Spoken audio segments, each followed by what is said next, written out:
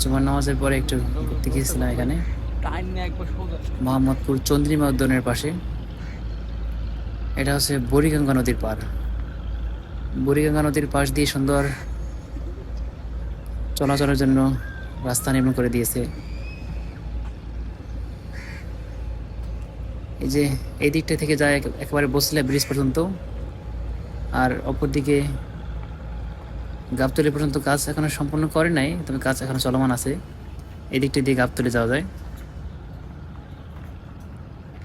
নদীটা একটু দুর্গন্ধময়, কারণ ঢাকার বর্জ্য ময়লা আবর্জনা সবকিছুই তো এখানে আসে, এই কারণে একটু দুর্গন্ধ আসে।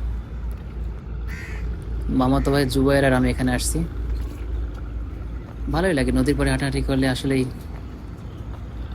একেবারে মানে মন শান্তশিষ্ট ফ্রেশ হয়ে যায়।